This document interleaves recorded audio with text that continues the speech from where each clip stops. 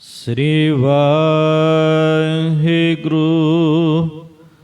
ਸਾਹਿਬ JIO.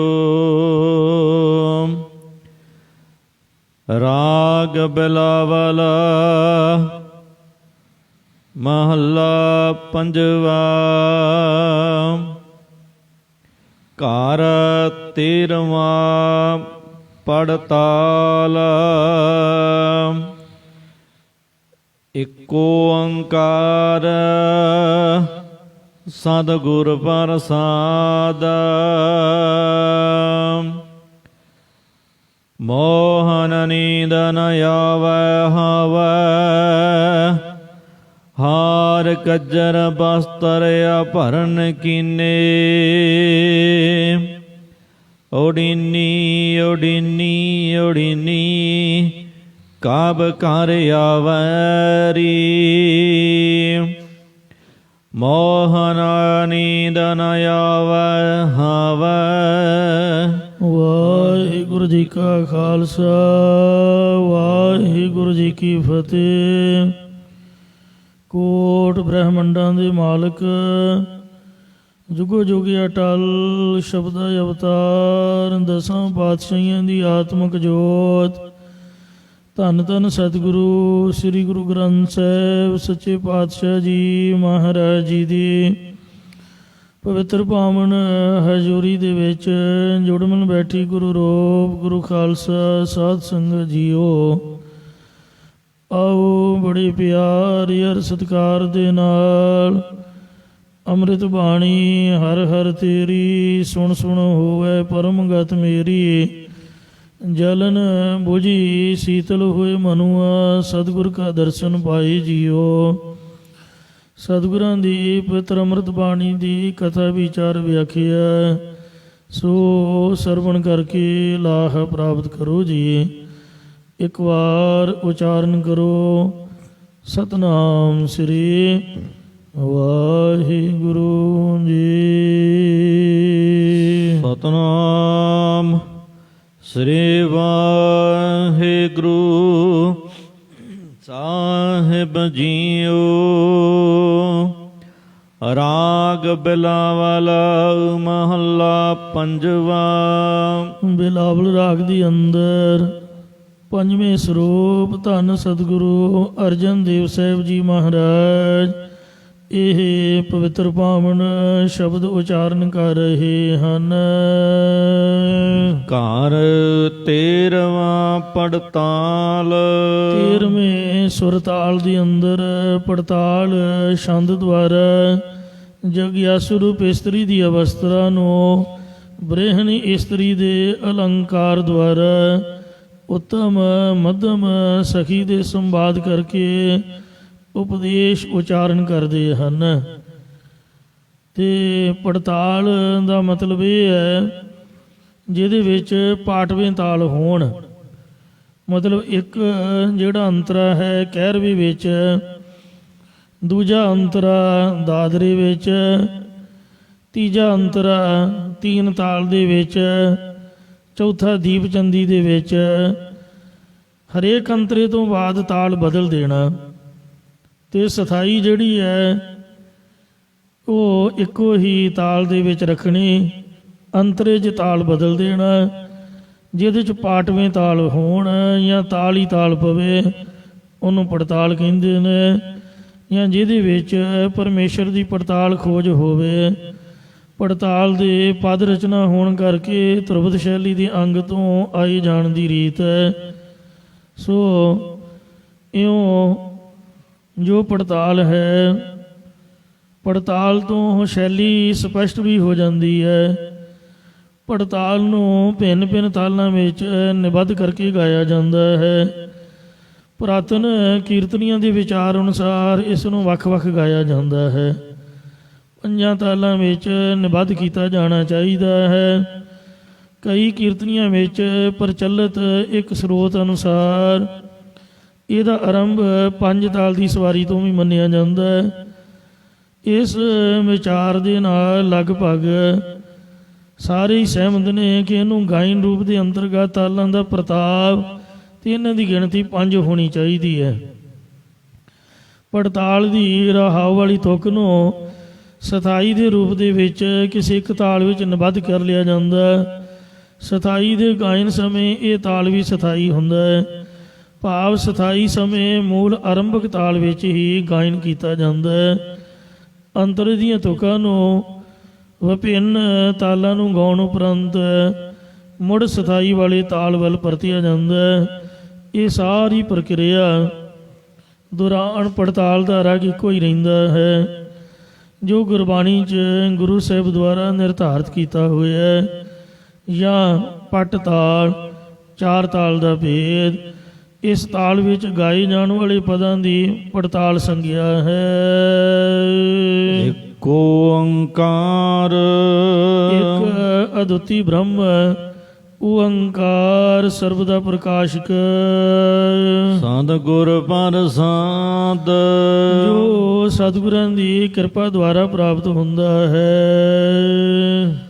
Mohan ਨੀਂਦ ਨ ਆਵੈ ਹਵੈ। ਜਗਿਆਸੂ ਰੂਪ ਸਖੀ ਦੇ ਮੁਖ ਦੁਆਰਾ ਕਥਨ ਕਰਦੇ ਨੇ ਕਿ ਇਹ ਉੱਤਮ ਮਹਾਤਮਾ ਰੂਪ ਸਖੀ, ਮਨਾਂ ਨੂੰ ਮੋਹਿਤ ਕਰਨ ਵਾਲੇ ਪ੍ਰਭੂ ਦੇ ਵਿਛੋੜੇ ਕਰਕੇ ਮੈਨੂੰ ਸ਼ਾਂਤੀ ਇਕਾਗਰਤਾ ਰੂਪ ਨੀਂਦ ਨਹੀਂ ਆਉਂਦੀ। ਹਾਰ ਕਜਰ ਬਸਤਰ ਅਭਰਨ ਕੀਨੇ। ਅਤੇ ਰਾਤ ਦਿਨ ਝੋਰਿਆਂ ਦੇ ਵਿੱਚ ਹੀ ਬਤੀਤ ਹੁੰਦਾ ਹੈ। ਤਾਂ ਅੱਗੋਂ ਮਹਾਤਮਾ ਰੂਪ ਸਖੀ ਨੇ ਕਿਹਾ ਕਿ ਇਹ ਸਖੀ, ਉਹਦੀ ਪ੍ਰਾਪਤੀ ਲਈ ਕੋਈ ਸਾਧਨ ਰੂਪ ਸ਼ਿੰਗਾਰ ਨਹੀਂ ਕੀਤਾ ਹੁਣ।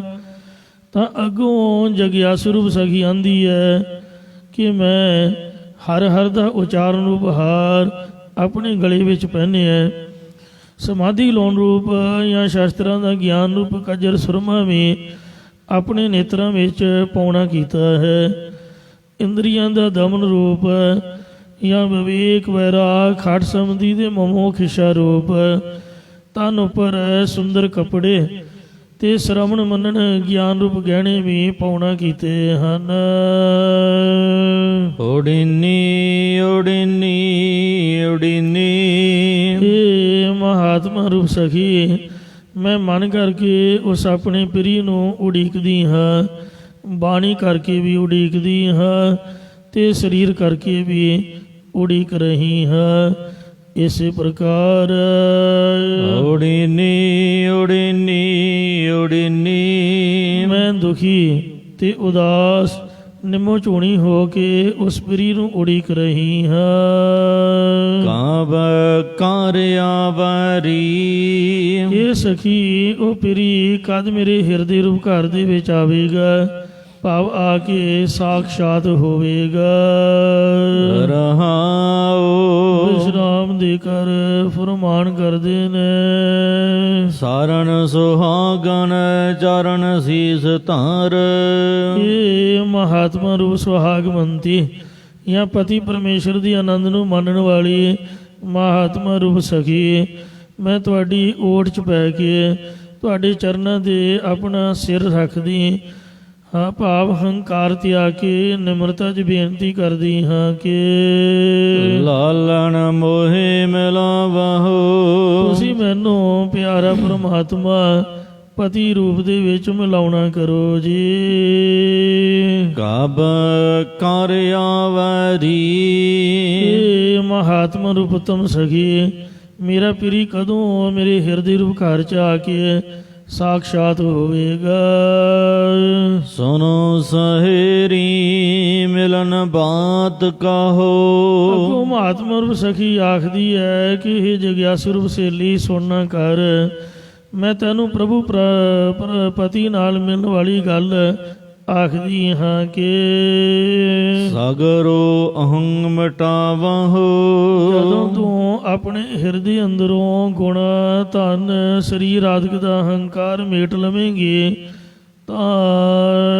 ਤਉ ਘਰ ਹੀ ਲਾਲਨ ਪਾਵੋ। ਤਾਂ ਤੂੰ ਹਿਰਦੇ ਰੂਪ ਘਰ ਦੇ ਵਿੱਚੋਂ ਹੀ ਪਿਆਰੇ ਪ੍ਰਭੂ ਪਤੀ ਨੂੰ ਪਾ ਲਵੇਂਗੀ। ਤਾਂਬ ਰਸ ਮੰਗਲ ਗੁਣ ਗਾਵਹੁ। ਤਦੋਂ ਤੂੰ ਪ੍ਰੇਮ ਤੇ ਖੁਸ਼ੀ ਨਾਲ ਉਸ ਪਿਰੀ ਦੇ ਗੁਣ ਗਾਉਣਾ ਕਰੇਂਗੀ। ਆਨੰਦ ਰੂਪ ਧਿਆਵਹੁ। ਹਰ ਉਸ ਆਨੰਦ ਸਰੂਪ ਨੂੰ ਤੂੰ ਧਿਆਵੇਂਗੀ, ਸਿਮਰੇਂਗੀ। ਨਾਨਕ ਦੁਆਰ ਆਇਓ। ਮਹਾਰਾਜ ਸਾਹਿਬ ਉੱਤਮ ਸਖੀ ਦੇ ਰੂਪ ਚ ਕਥਨ ਕਰਦੇ ਨੇ ਕਿ ਜਦ ਮੈਂ ਸਤ ਸੰਗਤ ਰੂਪ ਦਰ ਤੇ ਆਇਆ, ਤਉ ਮੈਂ ਲਾਲਣ ਪਾਇਓਰੀ। ਇਹ ਜਗਿਆਸੂ ਰੂਪ ਸਖੀ ਤਦੋਂ ਹੀ ਮੈਂ ਪਿਆਰੇ ਪ੍ਰਭੂ ਪਤੀ ਨੂੰ ਪਾਉਣਾ ਕੀਤਾ ਹੈ। ਮੋਹਨ ਰੂਪ ਦਿਖਾਵੈ। ਜਦ ਮੋਹ ਲੈਣ ਵਾਲੇ ਪ੍ਰਮਾਤਮਾ ਨੇ ਆਪਣਾ ਸਰੂਪ ਸਾਖਸ਼ਾਤ ਕਰਕੇ ਵਿਖਾਉਣਾ ਕੀਤਾ। ਆਪ ਮੋਹਿ ਨੀਂਦ ਸੁਹਾਵੈ। ਹੁਣ ਮੈਨੂੰ ਸ਼ਾਂਤੀ ਇਕਾਗਰਤਾ ਰੂਪ ਨੀਂਦ ਸੁਹਾਉਂਦੀ ਹੈ। ਸਭ ਮੇਰੀ ਤਿਖਾ ਬੁਝਾਨੀ। ਇਹ ਸਖੀ ਮੇਰੀ ਆਸਾ ਤ੍ਰਿਸ਼ਨਾ ਰੂਪ ਸਾਰੀ ਪਿਆਸ ਪਿਰੀ ਨੇ ਨਿਵਰਤ ਕਰ ਦਿੱਤੀ ਹੈ। ਅਬ ਮੈਂ ਸਜ ਸਮਾਨੀ। ਹੁਣ ਮੈਂ ਸ਼ਾਂਤ ਸਰੂਪ ਦੇ ਵਿੱਚ ਅਭੇਦ ਹੋ ਗਈ ਹਾਂ। ਮਿੱਠੀ ਪਿਰਹ ਕਹਾਣੀ। ਪਤੀ ਪ੍ਰਮਾਤਮਾ ਦੀ ਅਭੇਦਤਾ ਰੂਪ ਜਿਹੜੀ ਕਹਾਣੀ ਕਥਾ ਇਹ ਬੜੀ ਮਿੱਠੀ ਪਿਆਰੀ ਹੈ। ਮੋਹਨ ਲਾਲਨ ਪਾਇਓਰੀ। ਰੀ ਸਖੀ ਮੈਂ ਪਿਆਰਾ ਪ੍ਰਮਾਤਮਾ ਪ੍ਰਾਪਤ ਕਰ ਲਿਆ ਹੈ। ਰਹਾਉ ਦੂਜਾ। ਇਹ ਸ਼ਬਦ ਦੇ ਵਿੱਚ ਦੂਜਾ ਰਹਾਉ ਹੈ। ਰਾਗੀਆਂ ਦੀ ਮਰਜ਼ੀ ਹੈ ਕਿ ਉਹ ਇਸ ਰਹਾਉ ਨੂੰ ਸਥਾਈ ਰੱਖ ਕੇ ਗਾ ਲੈਣ ਤੇ ਭਾਵੇਂ ਦੂਸਰੇ ਰਹਾਉ ਨੂੰ ਸਥਾਈ ਰੱਖ ਲੈਣ। ਬਿਲਾਵਲ ਮਹੱਲਾ ਪੰਜਵਾ। ਪੰਜਵੇਂ ਪਾਤਸ਼ਾਹ ਸ੍ਰੀ ਗੁਰੂ ਅਰਜਨ ਦੇਵ ਸਾਹਿਬ ਜੀ ਬਿਲਾਵਲ ਰਾਗ ਵਿੱਚ ਅਗਲਾ ਸ਼ਬਦ ਉਚਾਰ ਰਹੇ ਹਨ। ਮੋਰੀ ਅਹੰ ਜਾਏ। ਇਹ ਭਾਈ ਮੇਰੀ ਹੰਗਤਾ ਚਲੀ ਜਾਂਦੀ ਹੈ। ਦਰਸ਼ਨ ਪਾਵਤ ਹੈ। ਪਰਮਾਤਮਾ ਨੂੰ ਪਤੀ ਦਾ ਦਰਸ਼ਨ ਦੀਦਾਰ ਪਾਉਂਦਿਆਂ ਹੀ ਮੇਰੀ ਹੰਗਤਾ ਚਲੀ ਜਾਂਦੀ ਹੈ। ਰਾਚਹੁ ਨਾਥ ਹੀ ਸਹਾਈ ਸੰਤਨਾ। ਨਿਸ਼ਚੈ ਕਰਕੇ ਜਾਂ ਹਿਰਦੇ ਕਰਕੇ ਮਾਲਕ ਪਰਮਾਤਮਾ ਦੇ ਨਾਲ ਰਚਿਆ ਹੋਇਆ ਹੈ, ਜੋ ਪ੍ਰਭੂ ਸੰਤ ਜਨਾਂ ਦਾ ਸਹਾਇਕ ਹੈ। ਆਪਾ ਚਰਨ ਗਹੇ। ਹੁਣ ਮੈਂ ਉਸ ਪਰਮਾਤਮਾ ਦੇ ਚਰਨ ਗ੍ਰਹਿਣ ਕੀਤੇ ਹਨ। ਰਹਾਉ ਵਿਸ਼ਰਾਮ ਦੇ ਕਰ ਫੁਰਮਾਨ ਕਰਦੇ ਨੇ। ਆਹੇ ਮਨ ਅਵਰ ਨ ਭਾਵੈ। ਇਹ ਭਾਈ ਸਾਡੇ ਮਨ ਨੂੰ ਹੋਰ ਕੁਝ ਨਹੀਂ ਪਾਉਂਦਾ ਹੈ। ਚਰਨਾਵੈ ਚਰਨਾਵੈ। ਅਸੀਂ ਤਾਂ ਪ੍ਰਭੂ ਦੇ ਚਰਨਾਂ ਹੀ ਚਰਨਾਂ ਨੂੰ ਆਹੀ ਚਾਹੁੰਦੇ ਹਾਂ, ਜਾਂ ਸਾਰਿਆਂ ਦੇ ਚਰਨਾਂ ਵੇ ਪੂਜਨੀਕ ਅਧਿਸ਼ਠਾਨ ਨੂੰ ਪ੍ਰਭੂ ਦੇ ਚਰਨ ਸਾਡੇ ਮਨ ਚ ਆ ਕੇ ਵਸਣ। ਸਾਡਾ ਮਨ ਪ੍ਰਭੂ ਦੇ ਪ੍ਰੇਮ ਨਾਲ ਇਉਂ ਉਲਝਿਓ ਅਲ ਇਉਂ ਉਲਝਿਆ ਜਿਵੇਂ ਅਲ ਭੌਰਾ ਮਕਰੰਦ ਕਮਲ ਜਾਓ। ਕਮਲ ਦੇ ਮਕਰੰਦ ਧੂੜੇ ਰਸ ਦੇ ਨਾਲ ਉਲਝਿਆ ਹੁੰਦਾ ਹੈ। ਅਨ ਰਸ ਨਹੀਂ ਚਾਹੈ। ਜਿਵੇਂ ਭੌਰਾ ਕਮਲ ਦੀ ਸੁਗੰਧੀ ਤੋਂ ਬਿਨਾਂ ਹੋਰ ਸੁਗੰਧੀ ਨੂੰ ਨਹੀਂ ਚਾਹੁੰਦਾ। ਏਕੈ ਹਰ ਲਾਹੈ। ਜਿਵੇਂ ਸਾਡਾ ਮਨ ਹੋਰ ਦਵੈਤ ਦੇ ਰਸਾਂ ਨੂੰ ਨਹੀਂ ਚਾਹੁੰਦਾ ਹੈ, ਕੇਵਲ ਇੱਕ ਹਰੀ ਪ੍ਰਮਾਤਮਾ ਦੇ ਨਾਮ ਦਾ ਹੀ ਲਾਭ ਚਾਹੁੰਦਾ ਹੈ। ਅੰਨ ਤੇ ਟੂਟੀਐ। ਜੇਕਰ ਹੋਰ ਰਸਾਂ ਦਵੈਤ ਤੋਂ ਟੁੱਟ ਜਾਈਏ ਰਿਖ ਤੇ ਛੁਟੀਐ। ਤਾਂ ਇੰਦਰੀਆਂ ਦੇ ਵਿਸ਼ਿਆਂ ਤੋਂ ਜਾਂ ਧਰਮ ਰਾਜੇ ਤੋਂ ਛੁੱਟ ਜਾਈਦਾ। ਜੰਗਲ ਦੇ ਵਿੱਚ ਇੱਕ ਬਹੁਤ ਸੀਲ ਸੁਭਾਅ ਵਾਲਾ ਰਿਖੀ ਕੁਟੀਆ ਬਣਾ ਕੇ ਰਹਿੰਦਾ ਸੀ। ਇੱਥੇ ਰੇਖ ਦੂਜੇ ਅਰਥ ਵਿੱਚ ਧਰਮਰਾਜ ਕੀਤਾ। ਧਰਮਰਾਜ ਦਾ ਨਾਮ ਰੇਖ ਕਿਵੇਂ ਪਿਆ, ਇਸ ਦੀ ਬਾਬਤ ਇਹ ਬੇਨਤੀ ਹੈ ਕਿ ਉਹ ਜਿਹੜਾ ਸਾਧੂ ਸੀ ਉਹ ਜੰਗਲ 'ਚ ਰਹਿੰਦਾ, ਕਿਸੇ ਨੂੰ ਕੋਈ ਮੰਦਾ ਬਚਨ ਵੀ ਨਹੀਂ ਸੀ ਬੋਲਦਾ।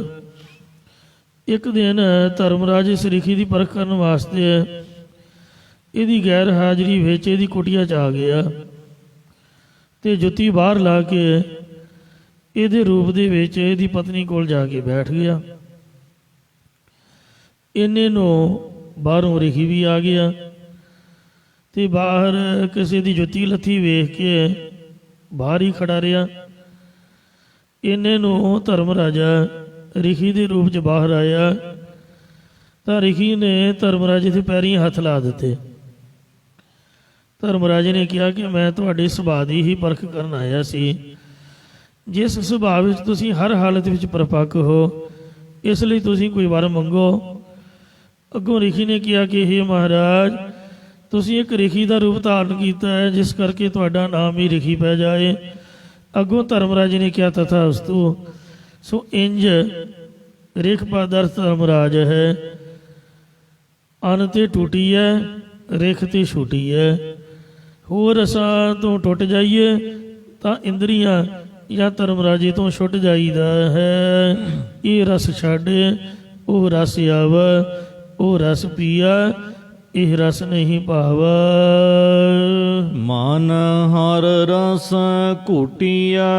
ਆਪਣੇ ਮਨ ਦੇ ਅੰਦਰ ਪਰਮਾਤਮਾ ਦੇ ਨਾਮ ਰਸ, ਪ੍ਰੇਮ ਰਸ ਨੂੰ ਘੁੱਟ ਕੇ ਭਰੀਏ, ਭਾਵ ਧਾਰਨ ਕਰੀਏ। ਸੰਗ ਸਾਧੂ ਉਲਟਿਆ। ਅਤੇ ਸ੍ਰੇਸ਼ਟ ਮਹਾਤਮਾ ਜਨਾਂ ਦੇ ਨਾਲ ਆਪਣੇ ਜੀਵਨ ਬਿਰਤੀ ਨੂੰ ਉਲਟਾਉਣਾ ਕਰੀਏ, ਭਾਵ ਸੰਸਾਰਾਕਾਰ ਤੋਂ ਬ੍ਰਹਮਾਕਾਰ ਕਰੀਏ। ਅਨ ਨਾਹੀ ਨਾਹੀ ਰੇ। ਇਹ ਭਾਈ ਸਾਡੀ ਦ੍ਰਿਸ਼ਟੀ 'ਚ ਹੋਰ ਮਿਥਿਆ ਭਾਵਨਾ ਦਵੈਤ ਆਦਿਕ ਨਹੀਂ ਹੈ, ਨਹੀਂ ਹੈ। ਨਾਨਕ ਪ੍ਰੀਤ ਚਰਨ ਚਰਨ ਹੈ। ਸਤਿਗੁਰੂ ਮਹਾਰਾਜ ਸਾਹਿਬ ਜੀ ਕਥਨ ਕਰਦੇ ਕਿ ਇਹ ਭਾਈ ਸਾਡੀ ਤਾਂ ਪੂਜਨੀਕ ਪਰਮਾਤਮਾ ਦੇ ਚਰਨ ਕਮਲਾਂ ਨਾਲ ਹੀ ਪ੍ਰੀਤੀ ਲਿਵ ਲੱਗੀ ਹੋਈ ਹੈ। ਰਾਗ ਬਿਲਾਵਲ ਮਹੱਲਾ ਨਵਾ। ਨਾਵੇਂ ਪਾਤਸ਼ਾਹ ਸਤਿਗੁਰੂ ਤੇਗ ਬਹਾਦਰ ਸਾਹਿਬ ਜੀ ਬਿਲਾਵਲ ਰਾਗ ਵਿੱਚ ਸ਼ੋ ਪਾਵਨ ਉਪਦੇਸ਼ ਦੀ ਬਖਸ਼ਿਸ਼ ਕਰਦੇ ਹਨ। ਦੋ ਪਾਂਦੇ ਦੋ ਪਦੀਆਂ ਵਾਲੇ ਸ਼ਬਦ ਉਚਾਰ ਰਹੇ ਨੇ। ਜਿਸ ਸਮੇਂ ਸ੍ਰੀ ਗੁਰੂ ਤੇਗ ਬਹਾਦਰ ਜੀ ਬਿਹਾਰ ਦੇ ਇਲਾਕੇ ਵਿੱਚ ਸੰਗਤਾਂ ਨੂੰ ਦਰਸ਼ਨ ਉਪਦੇਸ਼ ਦੇ ਕੇ ਨਿਹਾਲ ਕਰ ਰਹੇ ਸਨ, ਤਦੋਂ ਉੱਥੇ ਕੁਝ ਸੰਗਤਾਂ ਨੇ ਸਤਿਗੁਰਾਂ ਦੇ ਚਰਨਾਂ 'ਤੇ ਨਮਸਕਾਰ ਕਰਕੇ ਬੇਨਤੀ ਕੀਤੀ ਕਿ ਹੇ ਸਤਿਗੁਰੂ ਜੀ, ਸਾਡੇ ਦੁੱਖ ਨਹੀਂ ਮਿਟਦੇ, ਤੁਸੀਂ ਕਿਰਪਾ ਕਰਕੇ ਸਾਡੇ ਦੁੱਖਾਂ ਨੂੰ ਮਿਟੋ। ਤਾਂ ਮਹਾਰਾਜ ਨੇ ਇਹ ਪਾਵਨ ਸ਼ਬਦ ਉਚਾਰਿਆ। ਏਕ ਓੰਕਾਰ। ਇੱਕ ਅਦੁੱਤੀ ਬ੍ਰਹਮ ਓੰਕਾਰ ਸਰਬ ਦਾ ਪ੍ਰਕਾਸ਼ਕ। ਸਤਿਗੁਰ ਪ੍ਰਸਾਦ। ਜੋ ਸਤਿਗੁਰਾਂ ਦੀ ਕਿਰਪਾ ਦੁਆਰਾ ਪ੍ਰਾਪਤ ਹੁੰਦਾ ਹੈ। ਦੁਖ ਹਰਤਾ ਹਰ ਨਾਮ ਪਛਾਨੋ। ਇਹ ਭਾਈ ਸਾਰੇ ਦੁੱਖਾਂ ਨੂੰ ਨਾਸ਼ ਕਰਨ ਵਾਲਾ ਹਰੀ ਪ੍ਰਮਾਤਮਾ ਦਾ ਨਾਮ ਸਤਿਗੁਰਾਂ ਦੁਆਰਾ ਪਹਿਚਾਨਣਾ ਕਰੋ। ਅਜ਼ਾਮਲ ਗਨ ਕਾ ਜਿਹ ਸਿਮਰਤ। ਜਿਸ ਨਾਮ ਨੂੰ ਅਜਾਮਲ ਤੇ ਗਣਕਾ ਆਦਿਕ ਅਨੇਕ ਪਾਪੀ ਜੀਵ ਸਿਮਰਦਿਆਂ ਮੁਕਤ ਭਏ ਜੀ ਜਾਨੋ। ਕਲਿਆਣ ਨੂੰ ਪ੍ਰਾਪਤ ਹੋਏ ਹਨ। ਉਸ ਨਾਮ ਨੂੰ ਤੁਸੀਂ ਆਪਣੇ ਹਿਰਦੇ ਵਿੱਚ ਜਾਣਨਾ ਕਰੋ। ਰਹਾਉ। ਵਿਸ਼ਰਾਮ ਦੇ ਕੇ ਫਰਮਾਨ ਕਰਦੇ ਨੇ। ਗੱਜ ਕੇ ਤਰਾਸ ਮਿਟੇਸ਼ਨ ਹੋ ਮਹ। ਫਿਰ ਉਸ ਵੇਲੇ ਹਾਥੀ ਦੀ ਖੌਫਦਾਈ ਇੱਕ ਛਿਨ ਵਿੱਚ ਹੀ ਨਿਵਰਤ ਹੋ ਗਈ। ਜਬ ਹੀ ਰਾਮ ਬਖਾਨੋ। ਜਦੋਂ ਨਿਸ਼ਚੈ ਕਰਕੇ ਹਾਥੀ ਨੇ ਪਰਮਾਤਮਾ ਦਾ ਨਾਮ ਉਚਾਰਨ ਕੀਤਾ। ਨਾਰਦ ਕਹਿਤਾ ਸੁਣਤ ਧਰੂ ਬਾਰਿਕ। ਇਹਦਾ ਨਾਮ ਸੀ ਗਜਿੰਦਰ ਹਾਥੀ। ਹਰੀਹਰ ਖੇਤਰ ਤੇ ਪਾਣੀ ਪੀਣ ਵਾਸਤੇ ਵੜਿਆ। ਕੋਈ ਪੁਰਾਣੇ ਜਨਮ ਦਾ ਸ਼ਰਾਬ ਸੀਗਾ, ਤੇ ਜਿਹਦੇ ਨਾਲ ਸ਼ਰਾਬ ਸੀ ਉਹ ਤੰਦੂਆ ਬਣ ਕੇ ਪਾਣੀ ਦੇ ਵਿੱਚ ਸੀ।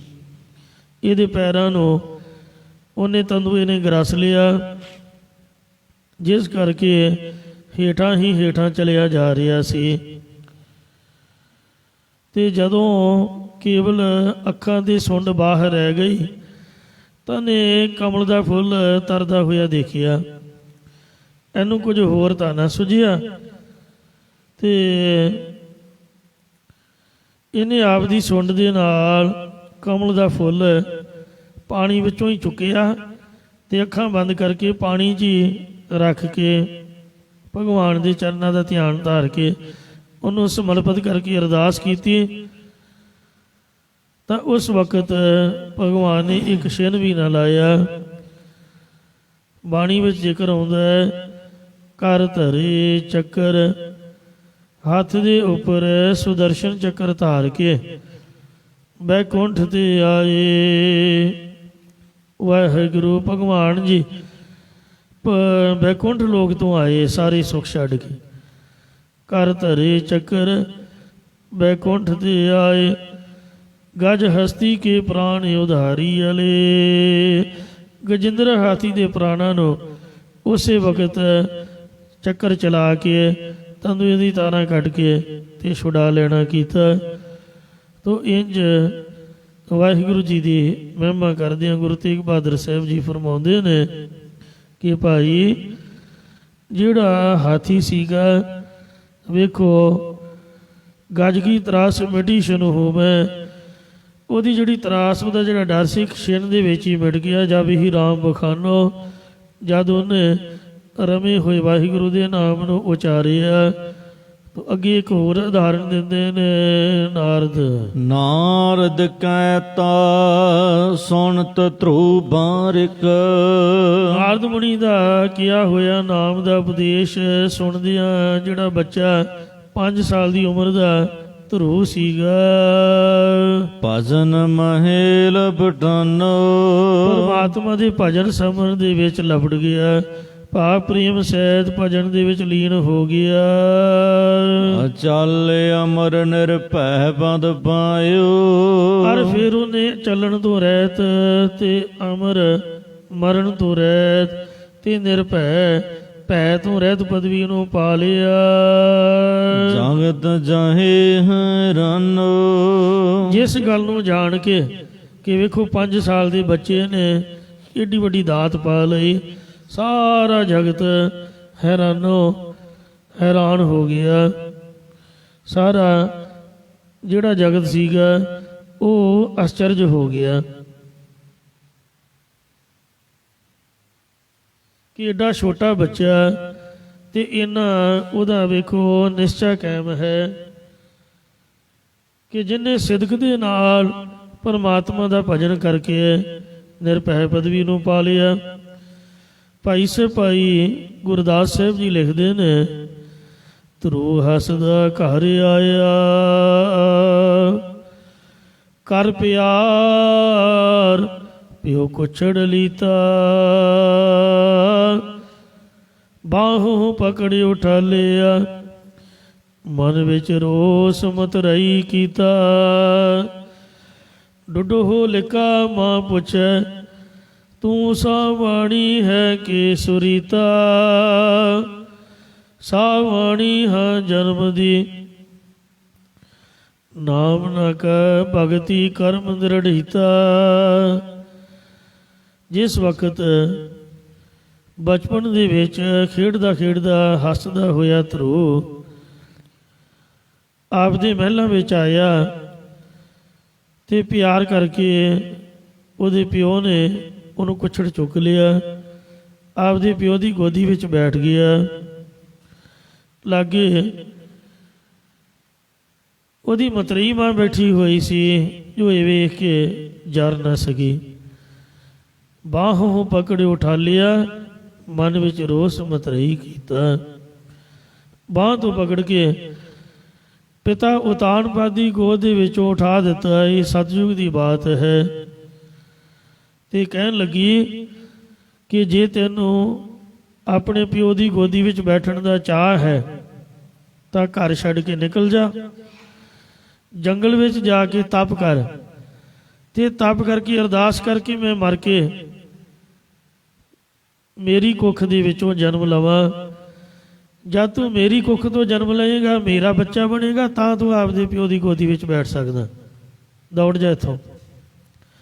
ਬੱਚਿਆਂ ਦਾ ਸੁਭਾਅ ਬੜਾ ਨਰਮ ਹੁੰਦਾ ਹੈ। ਉਹ ਵਿਚਾਰੇ ਦੇ ਮਨ ਉੱਪਰ ਗਹਿਰਾ ਅਸਰ ਹੋ ਗਿਆ ਤੇ ਡੁਸਕਾਰੇ ਮਾਰਦਾ। ਡੁੱਡੂ ਹੁਲਿਕਾ ਮਾਂ ਪੁੱਛੇ ਆਪਦੀ ਸਗੀ ਮਾਂ ਦੀ ਮਹਿਲਾਂ ਵਿੱਚ ਆਇਆ ਤੇ ਪੁੱਛਣ ਲੱਗਾ, ਤੂੰ ਸਾਵਾਣੀ ਹੈ ਕਿ ਸੁਰੀਤਾ, ਤੂੰ ਦੱਸ ਵੀ ਗੋਲੀ ਹੈ ਕਿ ਰਾਣੀ ਹੈ। ਕਹਿਣ ਲੱਗੀ, ਕੀ ਹੋਇਆ ਪੁੱਤ?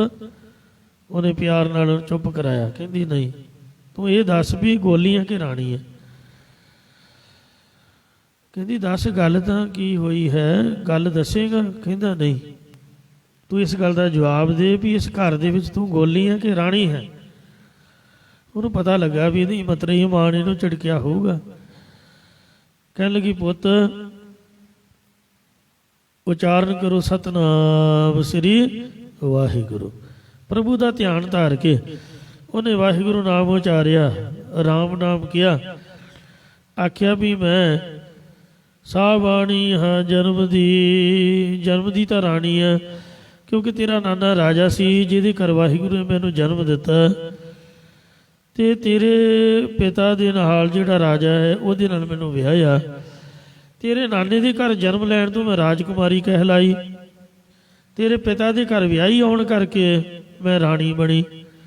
ਜਨਮ ਦੀ ਤਾਂ ਮੈਂ ਰਾਣੀ ਆ, ਤੇ ਪਰ ਨਾਮ ਨਾ ਭਗਤੀ ਕਰਮ ਦ੍ਰਿੜੀਤਾ, ਮੈਂ ਵਾਹਿਗੁਰੂ ਦਾ ਨਾਮ ਭਗਤੀ ਇਹ ਕਰਮ ਨਹੀਂ ਕੀਤਾ। ਨਾ ਮੈਂ ਹੁਣ ਕਰ ਰਹੀ ਹਾਂ, ਨਾ ਮੈਂ ਪਿਛਲੇ ਜਨਮ 'ਚ ਕੀਤਾ, ਤਾਂ ਮੇਰਾ ਇਸ ਘਰ ਦੇ ਵਿੱਚ ਸਤਿਕਾਰ ਨਹੀਂ ਹੈ। ਕਹਿੰਦਾ ਵੀ ਤੇਰੀ ਗੋਲੀਆਂ ਨਾਲੋਂ ਵੀ ਘੱਟ ਕੀਮਤ ਹੈ। ਕਹਿੰਦੀ ਇਹੀ ਕਾਰਨ ਹੈ। ਕਹਿੰਦਾ ਵੀ ਮੈਂ ਤਾਂ ਇਸ ਤਰ੍ਹਾਂ ਨਹੀਂ ਰਹਿ ਸਕਦਾ। ਜੇ ਜੀਵ ਹੈ ਪਤ ਲੱਥੀ ਜਾਏ, ਸਭ ਹਰਾਮ ਜੇਤਾ ਕਿਛ ਖਾਏ। ਜੇ ਇਨਸਾਨ ਦੀ ਇੱਜ਼ਤ ਹੀ ਨਹੀਂ ਤਾਂ ਫਿਰ ਖਾਣਾ ਹਰਾਮ ਹੈ। ਇੱਜ਼ਤ ਦਾ ਭਾਵੇਂ ਅੱਧਾ ਪ੍ਰਸ਼ਾਦਾ ਹੋਏ, ਟੇਬਲ ਉਹਨਾਂ ਗੱਲ ਥੋੜ੍ਹਾ ਜਿਹਾ, ਇੱਜ਼ਤ ਦਾ ਪ੍ਰਸ਼ਾਦਾ ਭਾਵੇਂ ਅੱਧਾ ਹੋਵੇ, ਉਹੀ ਸਾਧ ਸੰਗਤ ਜੀਓ ਵਿਸ਼ੇਸ਼ ਹੁੰਦਾ ਹੈ। ਤੇ ਉਹ ਭਾਵੇਂ ਦੇਸੀ ਘਰੋਂ ਦੇ ਪਰੌਂਠੇ ਹੋਣ ਤੇ ਇੱਜ਼ਤ ਨਹੀਂ, ਉੱਥੇ ਬੁਰਕੀ ਮੂੰਹ 'ਚ ਨਹੀਂ ਲੱਗਦੀ, ਕੀ ਫਾਇਦਾ? ਨਾਲੇ ਗਾਲਾਂ ਖਾਈ ਜਾਓ, ਨਾਲੇ ਰੋਟੀਆਂ ਖਾਈ ਜਾਓ। ਸਤਿਕਾਰ ਦੇ ਨਾਲ ਭਾਵੇਂ ਪਾਣੀ ਵੀ ਹੋਵੇ, ਉਹੀ ਦੁੱਧ ਵਰਗਾ ਹੈ। ਅੱਧਾ ਪ੍ਰਸ਼ਾਦਾ ਵੀ ਸਮਝ ਲਓ ਵੀ ਦੇਸੀ ਘਿਓ ਦੇ ਪ੍ਰਸ਼ਾਦੇ ਹਨ, ਜਿੱਥੇ ਇੱਜ਼ਤ ਹੈ। ਤੇਰੀ ਤਾਂ ਉਮਰ ਸਾਹਬ ਰੋਲ ਦੀ ਲੰਘ ਗਈ, ਮੈਂ ਤਾਂ ਇੱਕ ਮਿੰਟ ਨਹੀਂ ਇੱਥੇ ਰਹਿ ਸਕਦਾ। ਤੂੰ ਮੈਨੂੰ ਇਹ ਦੱਸ, ਕਿਸ ਉਦਮ ਤੇ ਰਾਜ ਮਿਲੈ, ਸ਼ਤਰੂ ਤੇ ਸਭ ਹੋਵਣ ਮੀਤਾ।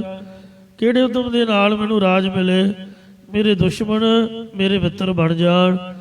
ਜੇ ਅੱਜ ਕੱਲ੍ਹ ਦੀ ਕਲਯੁਗੀ ਮਾਂ ਹੁੰਦੀ, ਕਹਿੰਦੀ ਲੈ ਪੁੱਤ ਚਾਕੂ ਜਾਂ ਛੁਰਾ ਆਪਦੀ ਮਾਂ ਦੀ ਮਤਰੇਈ ਮਾਂ ਦੀ ਵੱਖੀ ਥਣੀ ਲਗਾ ਦੇ, ਜਿਹੜਾ ਉਹਦਾ ਮੁੰਡਾ ਉਹਦੀ ਸਾਹ ਰੱਖਦੇ ਮਾੜਾ ਜਿਹਾ ਕਰ ਦੇ, ਤੇ ਰਾਜ ਤੇਰਾ ਹੀ ਹੈ।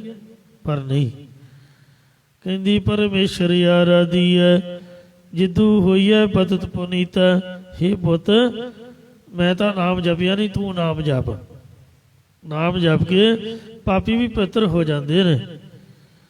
ਇਸ ਤਰ੍ਹਾਂ ਮਾਂ ਕਹਿ ਕੇ, ਉਹਨੂੰ ਤਾਂ ਕੀ ਪਤਾ ਸੀ ਵੀ ਛੋਟਾ ਜਿਹਾ ਨਿਆਣਾ ਚੱਲ ਕਹਿਤਾ, ਪਰ ਬੱਚੇ ਦੇ ਮਨ 'ਤੇ ਜਿਹੜੀ ਗੱਲ ਅਸਰ ਕਰ ਜਾਏ ਉਹ ਸਾਰੀ ਉਮਰ ਉਸੇ ਤਰ੍ਹਾਂ ਰਹਿੰਦੀ ਹੈ।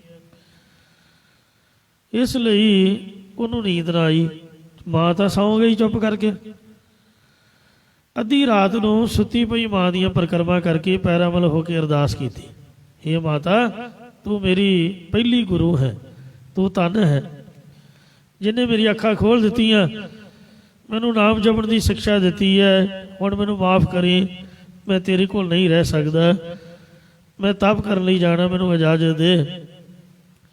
सुती पई माँ दियां परिक्रमा 3 कीतियां, ਉਹਦੇ ਪੈਰੀਂ हथ लाया, ਉਹਦੇ चरणों च अरदास करके ਉਹਦਾ आशीर्वाद लैके बाहर ਚੱਲਿਆ ਕਰਨ तप, मन बैरागी होए अतीता। बाहर तप करन वास्ते तुर पिया। रस्ते दे विच नारद मुनि उपदेसिया, मन बैरागी होए अतीता। नारद मुनि ही मिलिया। पहला उन्हें उल्टियां सीधियां गल्लां मारियां कि तू बच्चा है, किधर चलिया है, तैनू शेर खा जाएगा, तैनू चीता बघियाड़ वढ़ लएगा, तैनू सप डंग देगा, तेरे ते मीह पवेगा, तैनू धुप लगेगी, इस तरह उस तरह बड़ा डराया भी शायद ये न्याणा डर जाएगा। कहने लगा, हे रिखी तू मेरा दुश्मन है, जो मैनू डरा धमका के प्रभु के नाम के वलों बेमुख कर दिया। तू काहदा रिखी है, तू आपदे राह पै, मैं तेरे को कुछ सिक्ख्या लई है जां मंगी है, आपदे आप ही तू सलाहां दे रहा, मेरा रस्ता छड्ड दे। उन्हें आख्या, ये बच्चा मैं नारद मुनि हाँ,